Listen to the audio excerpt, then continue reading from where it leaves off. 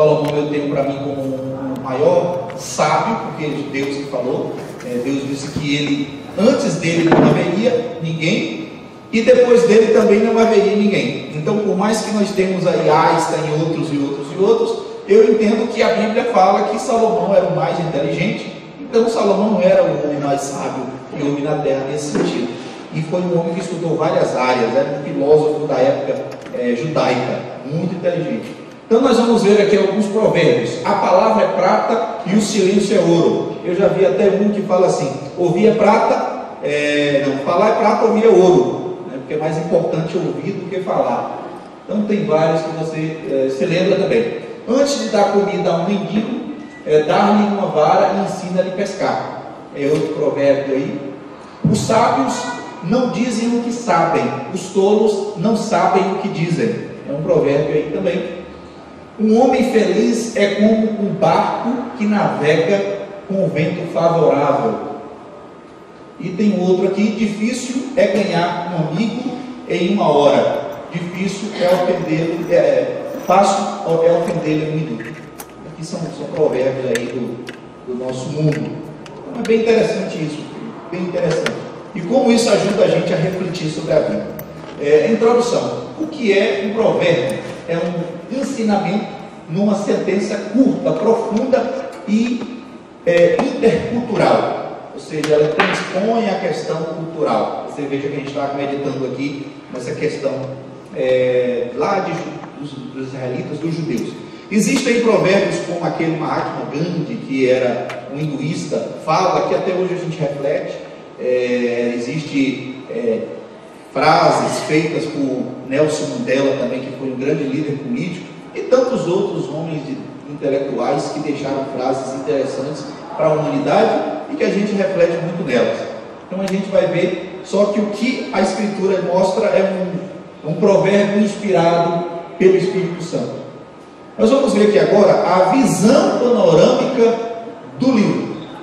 Visão panorâmica do livro. Se você tiver alguma pergunta, alguma dúvida em relação a alguma coisa da Escritura, você levanta a mão que a gente vai estar tentando aí responder para você. Visão panorâmica do livro, informações básicas. O autor ali vai estar dizendo que é o Salomão, que significa paz, né, a palavra Salomão. Então, Salomão foi o terceiro rei da monarquia judaica. Primeiro foi o Saul, depois Davi, e depois o filho de Davi, que foi Salomão. Depois de Salomão, o reino se divide e vira Jeroboão, e depois Roboão, que era o filho de Salomão, reino do norte e reino do sul. Mas até aí o reino era unido, era um só reino.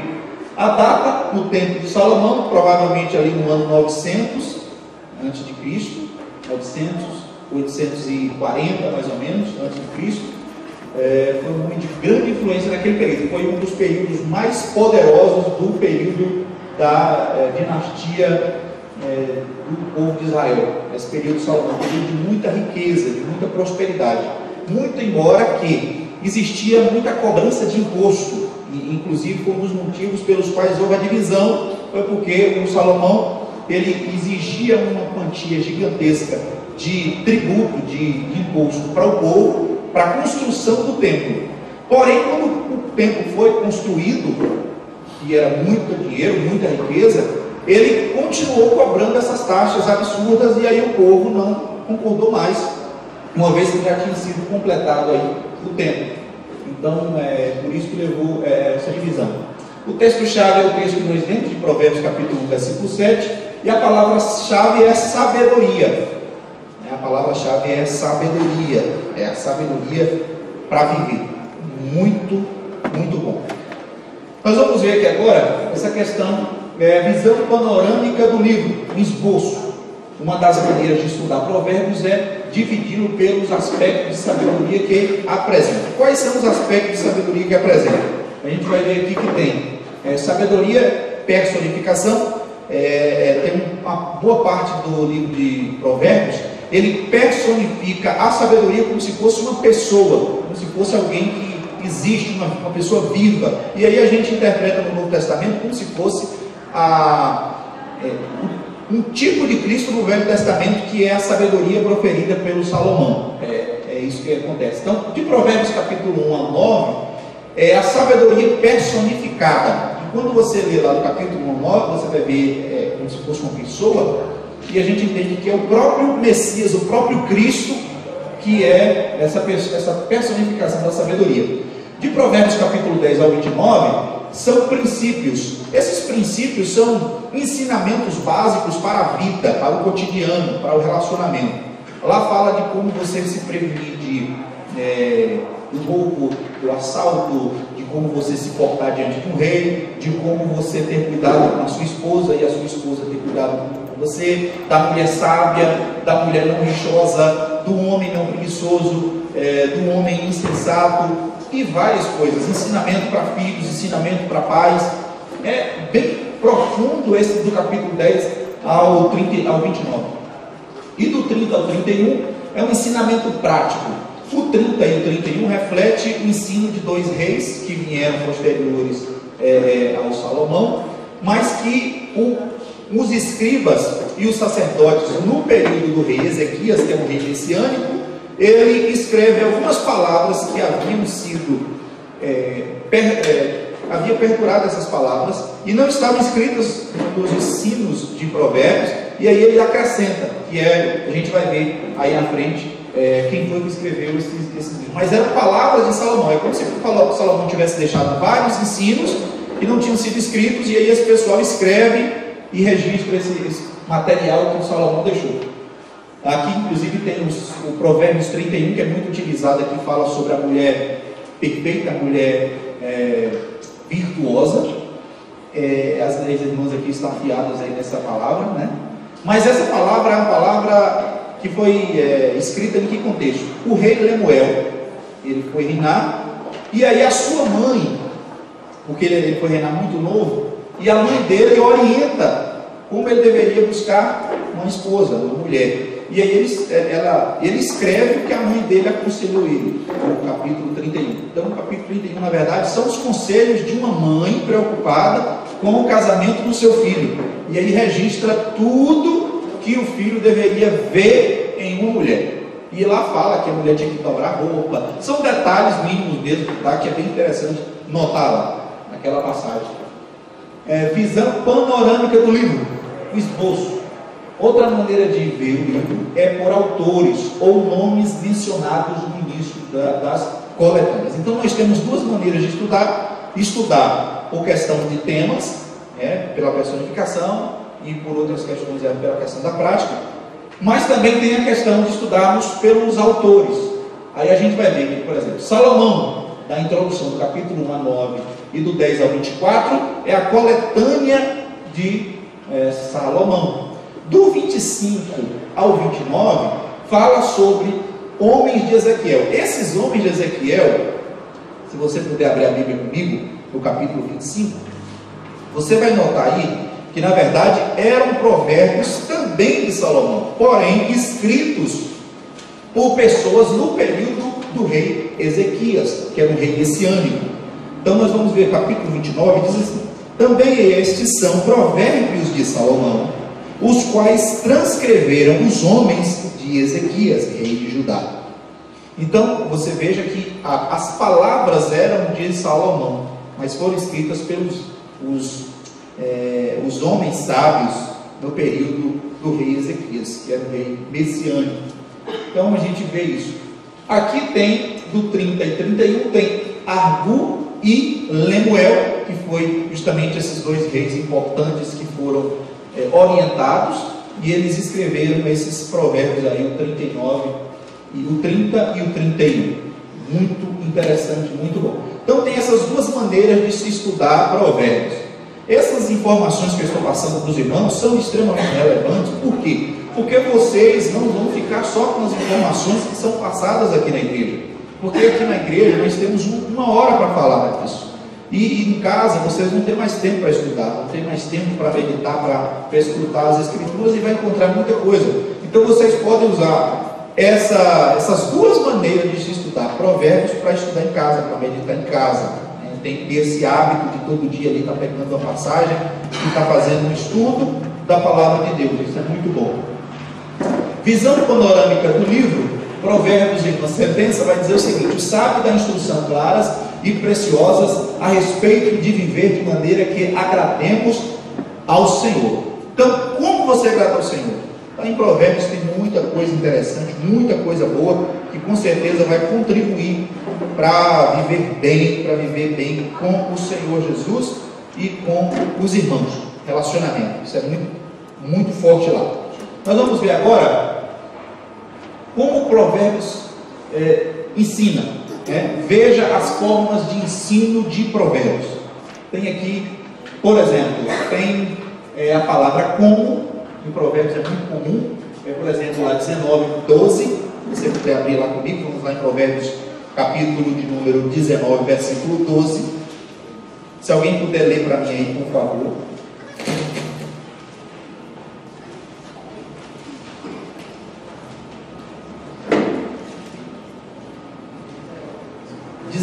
Capítulo 19, versículo 12. Quem encontrou pode ler, por favor. Como o bramido do filho do leão é a indignação do rei, mas como o orvalho sobre a erva é a sua benevolência. Isso. Então, observe no texto, ele vai fazer sempre comparação. Esse texto vai dizer assim, sempre como, comparando as coisas umas com as outras. Você vai ver sempre essa comparação, porque ele vai contrastar o bem e o mal, o ruim e o bom. Ele vai contrastar o justo e o injusto. Sempre ele vai fazer essa comparação. Então, é bem interessante. Isso é um recurso que a língua proverbial dá. No capítulo 27, versículo 7, vai ter a expressão mais, que também é a ideia de, a outra é comparando, e essa é contrastando.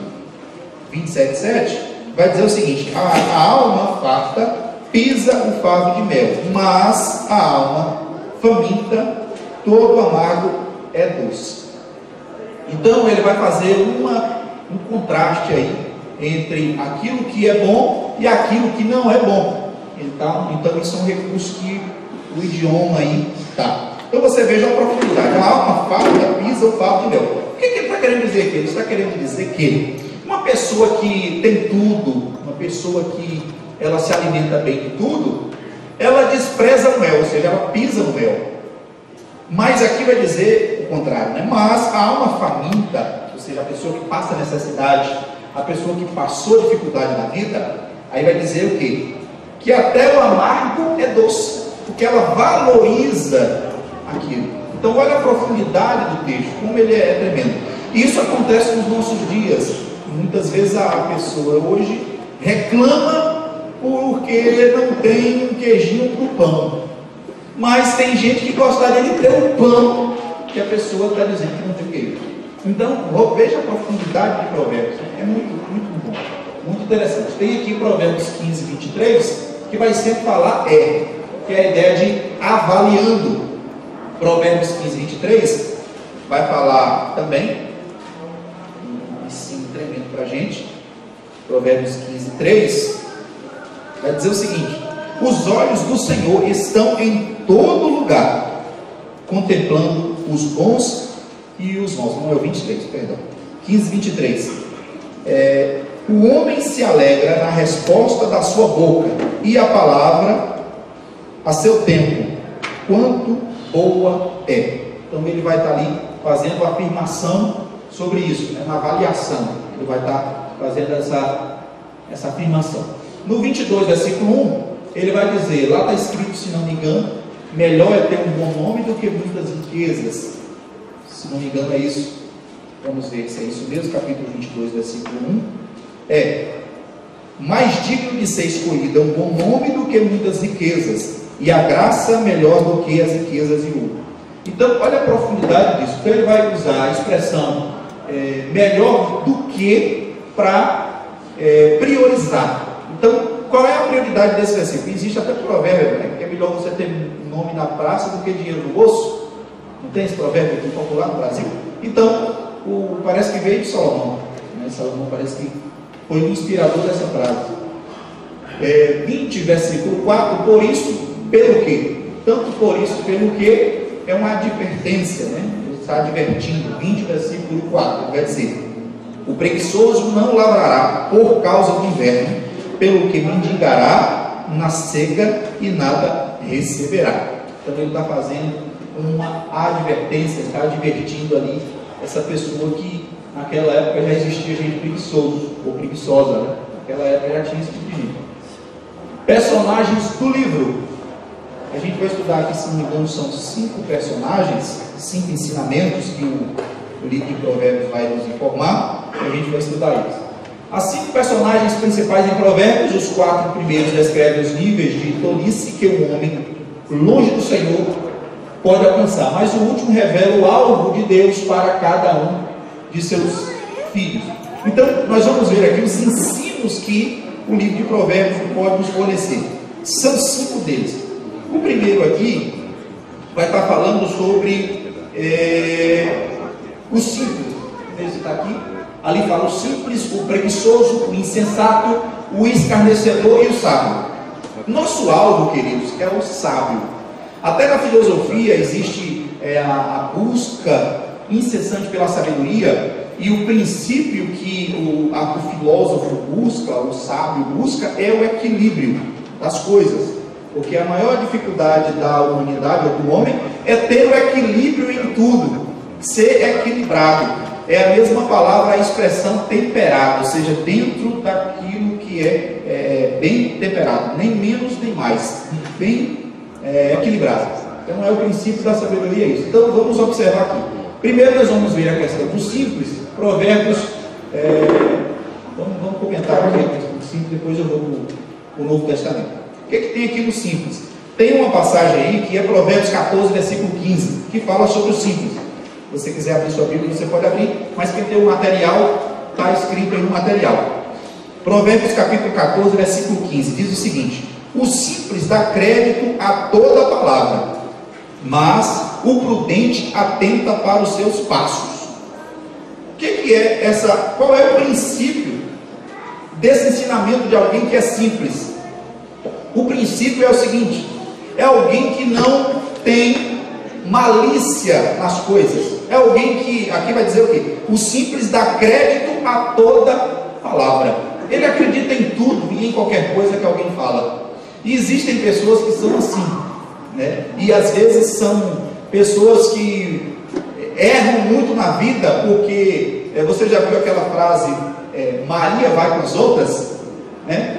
Aquela pessoa que ela não tem opinião própria, que ela acredita em qualquer coisa que a pessoa diz. Então é isso. Esse simples aqui vai dizer isso, que essa pessoa que ela é vulnerável a qualquer tipo de opinião, acredita em qualquer coisa que a pessoa fala. E aqui é interessante que vai dizer: não tem capacidade para distinguir entre o bem e o mal, entre o certo e o errado. É uma pessoa simples, mas não simples porque está numa idade que não é uma idade que a gente fala inocente, né, de criança ou de bem idoso. Não é isso. É uma pessoa que se deixa ser simples. Não tem filtro moral para fazer escolhas. Todo mundo é bonzinho. Inclusive Jesus falou algo interessante para os discípulos e também para nós que somos discípulos de Jesus, que vai dizer o seguinte, lá em Mateus capítulo 10, ele vai dizer o seguinte: sede simples como a pomba e prudente como a serpente. Olha o contraste que Jesus vai falar. Aqui no Provérbios também, Jesus utilizou.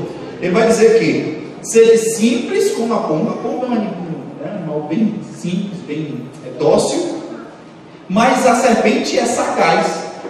Aí alguém vai dizer assim, mas a serpente foi usada pelo diabo lá no Éden. A serpente é do diabo. Não, a serpente não é do diabo. Quem criou os animais foi Deus. A serpente não foi o diabo que criou e falou, vou criar a serpente. Não foi Deus que criou. Mas Jesus usou esse argumento para dizer para nós o seguinte, que nós precisamos ser sábios, saber quando nós precisamos estar atentos, porque uma serpente ela anda sempre atenta, vigilante, e saber quando nós precisamos estar à vontade em certos lugares. Inclusive Paulo vai estar afirmando algumas coisas. Paulo vai dizer o seguinte: sede simples na malícia e sábios no entendimento. Ele vai dizer outra vez, ele vai dizer também assim: sede meninos na malícia e sede adultos no entendimento. Ele vai dizer isso. Então nós precisamos ter essa percepção das coisas. Porque às vezes nós vivemos a vida como se todo mundo fosse bonzinho, que nada de ruim pode acontecer. A gente tem que ter esse equilíbrio das coisas. Ele vai dizer isso. Não tem objetivo na vida, outros controlam a vida dele, além de ser influenciado por todos, inclusive os maus. Uma pessoa desse jeito é a pessoa que tem que amadurecer muito para conseguir viver uma vida boa, uma vida saudável. Porque se ele estiver no seu trabalho e alguém disser assim, vamos fazer isso, ainda que seja errado, ele vai, porque a maioria está fazendo. Se alguém pedir para ele fazer alguma coisa, ainda que seja algo que ele não discerne, mas que é algo que vai prejudicar alguém, ele faz. Então a gente tem que ter muito cuidado quanto a esse tipo de coisa. Eu me recordo até de um caso, não sei se vai encaixar com isso aqui que eu estou falando, mas eu acredito que vai. Uma irmã teve um sonho uma vez na igreja, que ela viu uma mulher o marido de uma irmã, essa irmã viu o marido de outra irmã no sonho beijando uma jovem da igreja. E aí ela, sem sabedoria, claro, ela chegou para a irmã e falou, compartilhou aquele sonho. E tem muita gente que utiliza o sonho como profecia. O sonho, a Bíblia vai dizer que a gente sempre tem que contar com o sonho. Se é profético ou não, Deus vai revelar. O sonho se conta como sonho. E aí a irmã era muito ciumenta. Sabe aquela ciumenta, aquela bem agressiva? E aí ela ficou já brigada com o marido e confusão com a irmã. E aí foi um problema na igreja por conta dessa falta de sabedoria da irmã. A irmã não discerniu que aquilo poderia causar um problema grave naquele relacionamento e estava numa boa. Então a gente tem que ter cuidado com o que fala, com o que faz e como fala, para que a coisa não fique desandada. Não tem capacidade para antecipar as consequências das suas ações. Certo? Então tem pessoas assim também, que não tem a capacidade de discernir a consequência de uma atitude que ela está tendo, porque ela está agindo de maneira tão simples, né? E aí acaba acontecendo coisas absurdas, coisas graves. Então nós temos que orar, pedir a Deus para amadurecer a nossa mente, nosso entendimento nessa perspectiva. Nós vamos falar agora sobre o preguiçoso. Preguiçoso. Você sabia que é um pecado ser preguiçoso, querido? É pecado ser preguiçoso. Inclusive eu tenho uma pregação que já preguei há muito tempo, que é assim, pecados tolerados pela igreja. O que é os pecados tolerados pela igreja? Geralmente não pela cadeia, irmãos, não é isso não, eu estou falando no sentido geral. Por exemplo, eu nunca vi alguém ser disciplinado por ser preguiçoso. O plano está de banco hoje porque é preguiçoso. É muito difícil isso. Alguém foi disciplinado porque ele é avarento, apegado ao dinheiro. Eu nunca vi. Alguém vai ser punido ou vai ser disciplinado porque ele cobiça as coisas, né? As coisas do outro. Então tudo isso é pecado. A gente, como veio da herança católica, eu me refiro ao catolicismo no sentido de pecado, da maneira que nós enxergamos o pecado, a gente só enxerga os pecados graves, como divisão, como a pessoa que adulterou, fornicou, pecados sexuais. Para nós é muito mais grave do que os outros. Porém, embora ambos tenham consequências diferentes, todos são pecados diante de Deus. Não existe menor nem maior. Todos são pecados, embora que as consequências, claro, são diferentes. Mas todos são pecados. Então, eu me refiro a pecados tolerados pela igreja no sentido de que são pecados invisíveis, muitas vezes, que a gente não tem como definir isso, mas são pecados. A gente não tem como definir alguém preguiçoso, não tem como definir muitas vezes uma pessoa que cobiça, mas é pecado digno de toda disciplina, como alguém que adultera, como alguém que faz esse tipo de coisa. Então a gente precisa buscar de Deus esse amadurecimento e superar essas coisas. Então, o preguiçoso, vamos lá, o preguiçoso. O texto que está em Provérbios capítulo 19, versículo 24, vai dizer o seguinte: o preguiçoso mete a mão na prata e não quer ter o trabalho de a levar à boca. Então, você veja aqui, não é no prato, no prato. Então, ele mete a mão no prato e não tem a coragem, o vigor de colocar a colher na boca. É o Provérbios aqui de Salomão. Então, você veja a profundidade que aqui é mencionada nessa passagem. Inclusive existe outro provérbio também muito usado, inclusive Salomão usou aqui o seu conhecimento botânico, o seu conhecimento da biologia, e ele vai dizer no capítulo 6, versículo 6 a 11, ele vai dizer o seguinte: olha, vai ter uma formiga, ó preguiçoso, olha para os seus caminhos e ser sábio, a qual não tem superior, nem oficial, nem dominador. Prepara no verão o seu pão, na cega junta o seu mantimento. O preguiçoso, até quando ficarás deitado? Enquanto te levantarás do seu sono? Um pouco de sono, um pouco de tosquenejamento, não. Ele vai continuar aqui. Então, o que acontece aqui nesse texto, irmão? Vai falar do preguiçoso. Ele vai dar o exemplo da formiga. E a formiga dá muito mais exemplo de uma pessoa de trabalho e não tem superior, mas ela junta no verão para comer no inverno. Então, Salomão vai dar esse ensino para a gente aqui, muito precioso. O que acontece com o preguiçoso? Aqui tem: para ele tudo é difícil, longe, pesado, trabalhoso e impossível. O preguiçoso não tem nada que é fácil, né? Tudo está difícil, tudo é longe, tudo é pesado, trabalhoso e impossível de se realizar. Não consegue perceber sua falta de sabedoria. E eu quero ler um texto do Novo Testamento para vocês, que é 2 Tessalonicenses capítulo 3, versículo 10. Quem puder ler para mim, por favor, esse texto é muito bom. Ler esse texto aqui. A Bíblia até fala de Deus, né? Que meu pai, Jesus falou, né? Meu pai trabalha até agora, e eu também. Porque o pessoal estava criticando Jesus, porque Jesus estava trabalhando em um dia de sábado. Então ele diz: meu pai trabalha até agora, e eu também. Ou seja, Deus é trabalhador, ele não para, ele é operante. Ele é operante. Quem encontrou 2 Tessalonicenses 3,10? Pode ler, por favor? Porque quando ainda estávamos convosco,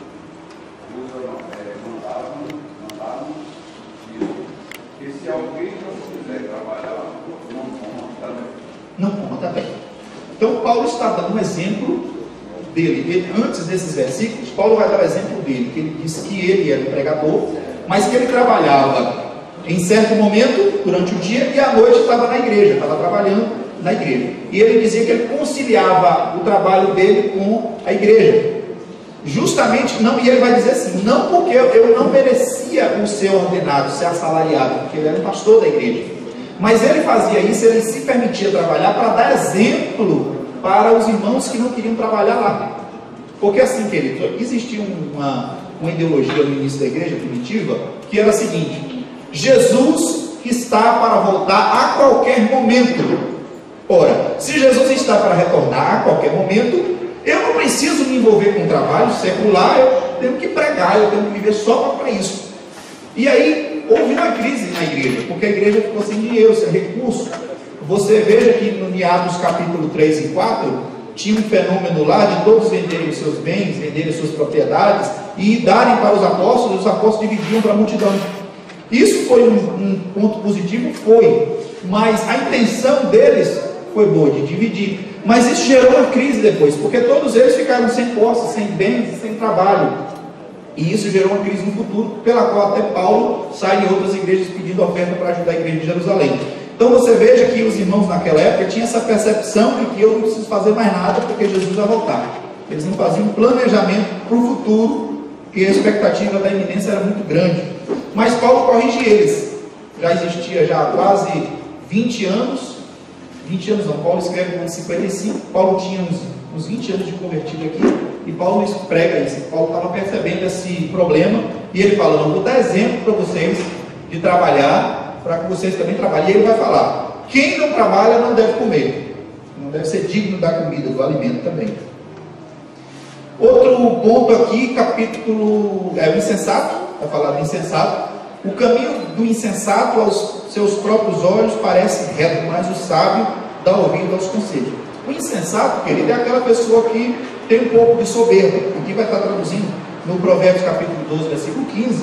Você pode ler lá comigo, Provérbios capítulo 12, versículo 15, vai dizer: o caminho do insensato aos seus próprios olhos parece reto. Então, para o insensato, o caminho que ele está vivendo é bom, é correto, está tudo bem, está tudo certo. mas no fundo a vida dele não está bem, não está correto. Inclusive tem um texto que emenda com esse, que é um texto que diz assim, ele vai dizer: há caminhos que para o homem parece bom, mas o fim é de morte. Esse caminho é o caminho do insensato. O que ele está dizendo aqui? Também chamado de tolo ou louco em Provérbios. Então, insensato, louco e tolo em Provérbios é a mesma pessoa, a mesma figura. O insensato tem um sistema de coordenadas fechado. Ele não quer ser orientado por ninguém, não recebe conselho de ninguém, não dá ouvido a ninguém. A opinião dele é sempre a certa. Ele pensa assim: eu sei tudo, eu tenho sabedoria e conhecimento. Ele acha que ele tem todas as informações necessárias para ele viver uma vida boa. Ele não dá ouvido a ninguém. Você deve conhecer alguém assim, né? Acha que é estável por causa da propriedade. Ou seja, às vezes isso acontece muito quem tem posses, quem tem recursos, quem tem dinheiro. Ele acha que a opinião dele é a que vale e que pronto, acabou. Curiosidade, mencionada em 46 vezes em Provérbios. Então, a palavra insensato no texto de Provérbios é repetida 46 vezes. A palavra tolo, louco e insensato. Isso figura uma pessoa que é fadada ao fracasso. Até porque a Bíblia diz que a soberba precede a ruína. E uma das características do soberbo é ser insensato. Não ouvir ninguém, não dar ouvidos a ninguém. A opinião dele é que sempre vale. Isso é um perigo. Aqui tem também o escarnecedor. A palavra escarnecedor aqui está em Provérbios capítulo 1, versículo 22. Se você abrir lá, você vai ver essa passagem, que vai falar o seguinte: até quando, ó honesto, amareis a necessidade, e vós, escarnecedores, desejareis o escárnio, e vós, loucos, aborrecereis o conhecimento. Então, ele vai fazer 3 perguntas e vai falar aqui do escarnecedor. O que é o escarnecedor? Aqui vai estar traduzindo para nós. Ele é incorrigível. Quem é o escarnecedor? Ama a zombaria ou escárnio. A palavra escarnecer também está ligado a uma palavra chamada chocarrice no Novo Testamento. No Velho Testamento é a palavra ligada mais a escarnecer, e no Novo Testamento é chocarrice. Eu não sei se os irmãos conseguem compreender o que é chocarrice, mas chocarrice é aquela pessoa que é muito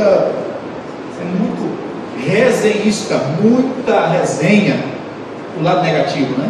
Existe a brincadeira e tudo mais, mas a resenha para o lado negativo, sempre vê as coisas como motivo de brincadeira e de dar risada, mas no sentido negativo, no sentido de colocar defeito nas pessoas, estar colocando apelido nas pessoas, de estar difamando Deus, esse tipo de coisa. Então, isso aí é a pessoa que tem a prática da chocarrice.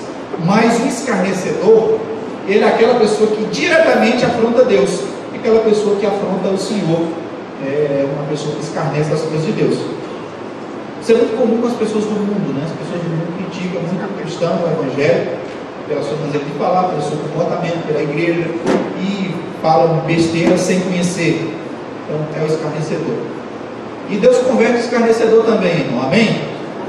Deus converte o escarnecedor. Mas qual é o objetivo nosso? O objetivo nosso é essa sabedoria, é o sábio. Em Provérbios 9, versículo 10, vai estar falando sobre o sábio. Lá diz o seguinte: o temor do Senhor é o princípio da sabedoria, e o conhecimento do santo é prudência. Então, nosso objetivo aqui na igreja, em todos os segmentos cristãos, é atingirmos essa sabedoria que nós precisamos buscar. A sabedoria em Deus, aquilo que só Deus nos fornece, só aquilo que Deus nos proporciona. Não é faculdade que ensina alguém a ser sábio, nada disso funciona. E outro detalhe: a sabedoria não está ligada à cronologia de tempo. Não. Por exemplo, alguém que é idoso, 60, 50, 70 anos, para você ser sábio. Não quer dizer isso. Você tem que atingir idade, ter tempo cronológico de vida, para você ser sábio. A sabedoria não é adquirida por tempo. A sabedoria é adquirida por a intensidade da intimidade que você tem com Deus. Então, talvez alguém que tenha lá 40, 50 anos, seja menos sábio do que um jovem que tem intensidade de intimidade com Deus e buscou sabedoria. Talvez alguém que tenha 20 anos tem mais sabedoria do que alguém que tem 60 de algumas coisas, entendeu? Porque sabedoria não é inteligência, como mencionei com os irmãos. Então, é bem interessante isso. Alguém, por exemplo, que é casado há 5 anos, há 3 anos, talvez tenha mais sabedoria para viver no casamento do que alguém que tenha 20 anos de casado, que viveu de qualquer jeito. Porque ele viveu cronologicamente mais tempo. Mas talvez os 5 anos ou os 3 anos que aquele jovem viveu, aquele casal viveu com mais intensidade de experiências do que aquele que tem 20. Então, não está ligado a tempo, não está ligado a isso, né? Isso é bem interessante e bem relativo, a depender do caso. Outro detalhe aqui da sabedoria, vai ter aqui: ninguém pode ser considerado sábio se não teme ao Senhor. Então, o princípio, a base, o alicerce da verdadeira sabedoria está em Deus, está no Senhor, está em você crer e viver na presença de Deus. Quem é sábio? De acordo com Provérbios 1, versículo 1 a 7, vai estar dizendo: o sábio é alguém que aprende o ensino, a inteligência e o bom proceder, a justiça, o juízo, a equidade, a prudência, o bom senso e a habilidade. Então, é a habilidade de você reunir tudo isso e viver uma vida boa, viver uma vida com intensidade. E na verdade, queridos, existem até pessoas que são crentes há muito tempo que é crente, mas existem áreas na vida dele que ele ainda não amadureceu, ele ainda não é sábio naquela área, sabe? E às vezes tem alguém que é novo na igreja, mas naquela área ele se entregou e ele amadureceu pela intensidade da sua entrega, e Deus abençoou aquela área na vida dele. E aí você talvez já tenha tempo e tenha essa dificuldade.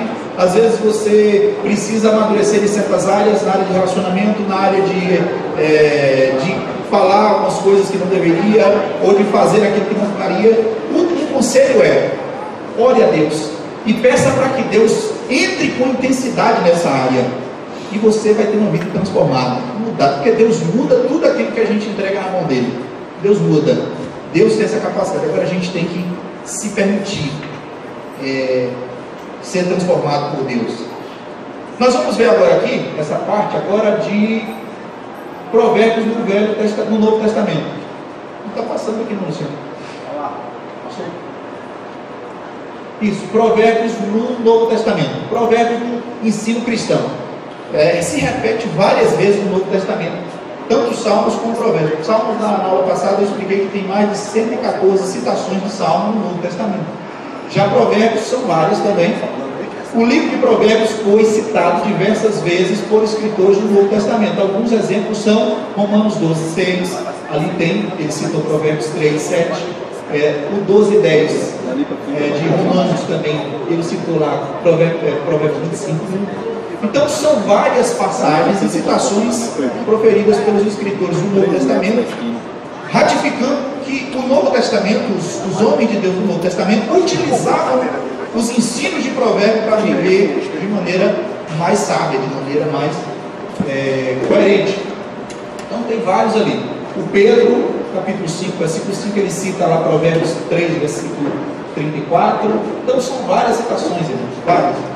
A gente não vai ter tempo para dar em cada uma delas, mas você tem o material. Depois, se você quiser também esse slide, pode pedir ao Luciano lá com o pendrive ali. O Luciano ele disponibiliza o pendrive, disponibiliza o slide. Você vai meditar, pode imprimir também, estudar. É bem interessante isso aí. Deixa eu ver se vai passar aqui agora para a gente continuar aqui. Luciano, me ajuda aí, não está passando não. Agora vai.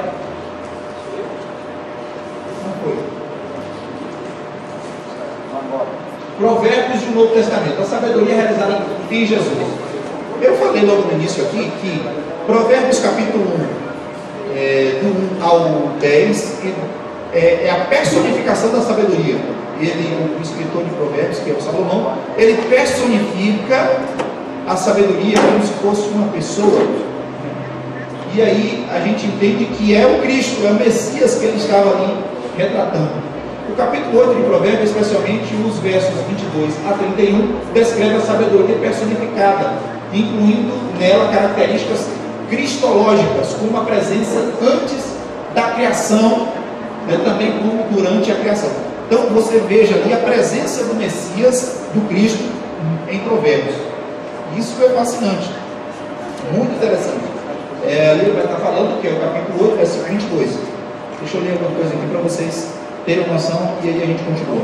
O Senhor, eu estou aqui lendo o capítulo 8, versículo 22 de Provérbios, vai estar dizendo o seguinte: o Senhor me possui no princípio dos seus caminhos e antes das suas obras mais antigas. Desde a eternidade fui ungida, desde o princípio, antes do começo da terra, antes de haver abismo, fui gerada, antes ainda de haver fontes carregadas de águas, antes que os montes fossem firmados, antes dos alteiros, eu fui gerada. Aqui ele vai falar que a sabedoria foi gerada antes da terra, antes da criação, antes de uma série de coisas. E aí a personificação do Messias, do Cristo. E aí vai dizer que o Cristo deu aula para a sabedoria. Olha que coisa profunda. Então a sabedoria teve aulas com o professor Jesus, com Deus. Então ela deu aula à sabedoria. Que coisa tremenda. Então nós precisamos aprender com essa mãe idosa do saber, que é a sabedoria. Oi? O versículo 35, parte 2, é muito interessante. 35, vamos lá. Porque o que teme achar, achará a vida e alcançará a favor do Senhor. O que me achar? Que é a sabedoria. Vai dizer, porque o que me achar, achará a vida e alcançará a favor do Senhor. Aqui é o Cristo. Quem encontrar o Cristo, entender o Cristo, compreender a sua profundidade, acha a vida. E como é bom sabermos que nós estamos em um ambiente que estamos conhecendo o Cristo. Quer dizer, poucos tiveram essa oportunidade. A revelação messiânica ela não se deu por completo no Velho Testamento. No Velho Testamento as pessoas, lembra que Jesus falou para o incrédulo lá para Judas, se não me engano? Ele falou assim, para Tomé, bem-aventurados os que não viram e creram. Ou seja, os que não viram no passado, mas creram no Messias. Só que nós não vimos, não contemplamos ele fisicamente, mas nós já conhecemos a história do Cristo. Então nós somos muito mais privilegiados do que aquelas pessoas do Velho Testamento. E portanto nós somos mais cobrados também, porque não temos desculpa para não crer no Cristo. Nós somos mais responsabilizados por isso. Não está passando, Luciano, novamente. Então é muito interessante nós vermos isso, queridos. Muito. A questão da sabedoria. Eu quero meditar com os irmãos um texto, uma palavra muito interessante, que está no capítulo 6 de Provérbios. Você pode abrir sua Bíblia aí. Capítulo 6, versículo 16. Isso aqui é um recurso que a língua, o idioma de Provérbios nos dá, e que é muito interessante e que serve para a nossa vida. Eu vou ler dois que eu acho assim, interessante. Um eu acho extremamente prático e o outro eu acho engraçado, muito engraçado.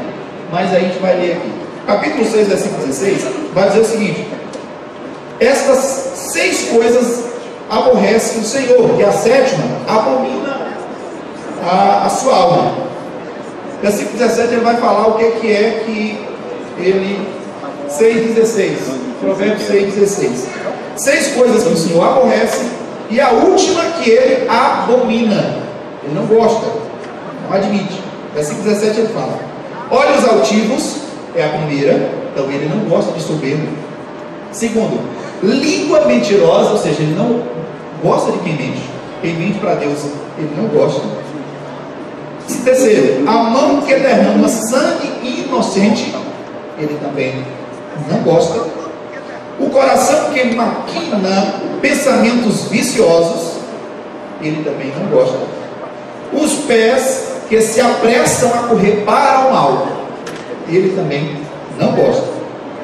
Agora o último que ele abomina, que ele não gosta, não admite hipótese alguma, é essa última aqui que ele vai dizer o seguinte: a testemunha falsa que profere mentiras, não é essa, e o que semeia contenda entre os irmãos. É a última. Essa última e o que semeia contenda entre irmãos, ele vai dizer que é pior do que todas as outras que vêm antes. 6 ele aborrece, a última ele abomina. Então a última que é semear contenda entre irmãos. Ele vai dizer que é pior do que quem é soberbo, é pior do que quem é língua mentirosa. Ele vai dizer que é pior do que o que derrama sangue inocente. Imagine alguém que mata o outro, mata um inocente. Quem profere e quem semeia contenda entre os irmãos é pior do que essa pessoa para Deus. Olha a profundidade disso.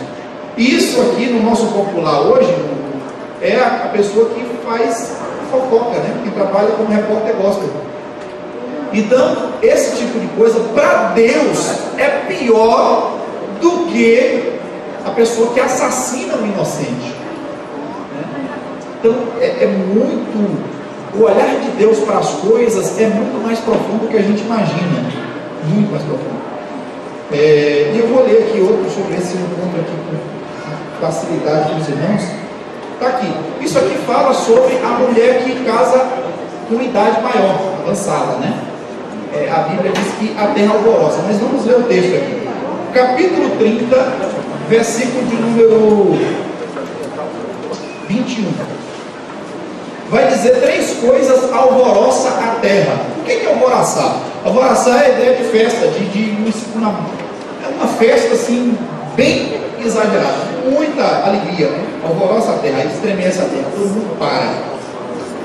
30, versículo 21 diz o seguinte: por 3 coisas alvoroça a terra, e a quarta não a pode suportar. Primeiro, pelo servo quando reina. A primeira coisa que alvoroça a terra, quando um servo como José reina, alvoroça a terra. Segundo, e pelo tolo quando anda farto de pão. A segunda, pela mulher aborrecida quando se casa. A mulher aborrecida não é a mulher chateada que casa, não. A mulher aborrecida é a mulher já avançada ali na idade, né? Então ela quando casa é uma festa, é uma alvoroçar, né? Então está dizendo, eu vou dizer logo, é encalhada, né? A pessoa que está encalhada na igreja, está lá, está na geladeira, esperando o marido chegar. Então essa mulher quando casa alvoroça a terra, segundo a Bíblia. E aí vai dizer que é a última, né? E pela serva quando fica herdeira da sua senhora. É a última que diz, né? Essas 4 coisas são da mais pequena da terra, mais sábia. Você que já viu o problema. Então, olha que coisa tremenda. Então, a serva, quando se torna herdeira da sua senhora, também é um motivo aí de alegria. Essas 3 coisas. Então, Provérbios, queridos, é um livro maravilhoso. E que eu aconselho os irmãos a estarem estudando, porque a gente não tem tempo para falar versículo por versículo, passagem por passagem, mas tem ensinamentos profundos aqui sobre a mulher rixosa, que diz a Bíblia até assim. A mulher, vou citar alguns provérbios antes da gente encerrar aqui, porque a gente já está encerrando, mas diz o seguinte: é melhor morar debaixo de uma ponte do que com uma mulher rixosa. A mulher rixosa é aquela mulher que fica falando as coisas, repetindo tudo, toda hora, o tempo todo. Eu acho que você não conhece esse tipo de coisa, não. Mas aquela mulher que fica falando, né, o tempo todo a mesma coisa, então é a mulher. Aí tem outro problema que vai dizer: é melhor morar em uma casa onde pinga goteira, aquela goteirinha, sabe aquela goteirinha chata toda hora, do que com uma mulher rixosa. Forte isso aí, viu?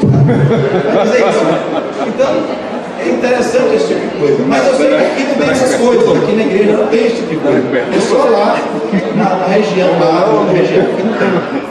Então, também vai dizer a respeito do homem, vários provérbios sobre esse homem, né?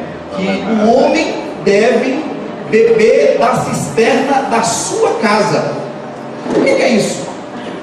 Ele tem que se satisfazer com a sua mulher. O homem deve se satisfazer com a sua mulher, beber cisterna da sua própria casa. Então o homem deve ter a mulher dele como essa cisterna. Agora você já viu como é que é pegar uma água na cisterna? Você já viu como é que é aquele sarinho para ficar com força, pegar água ali embaixo? Pegar água na cisterna não é fácil. Você tem que ir lá fundo, pegar água, fazer esforço. Então, para você conseguir se satisfazer e satisfazer sua esposa, tem trabalho. Tem muito trabalho, você tem que ter calma e tem que ter paciência para satisfazê-la e se satisfazer também. Então, Provérbios é maravilhoso, irmão. Muito bom. Amém? Vamos nos colocar de pé? nós orarmos ao Senhor e passar para o ministério de louvor. Glória a Deus. Vamos orar ao Senhor. Pedir para que Deus nos ajude, irmãos, porque sempre quando nós ouvimos a palavra, sempre quando nós estudamos a palavra, nós somos menos desconhecedores da verdade. Entendeu? Então, quanto mais nós compreendemos Deus e a sua palavra, quanto mais luz, mais de Deus conhecemos e menos ignorantes nos tornamos diante de Deus. E nós temos a responsabilidade, nós precisamos pedir a Deus misericórdia e nos ajude a viver essa palavra tão desafiadora que é a Bíblia, né? E só a presença do Espírito Santo pode nos fornecer isso.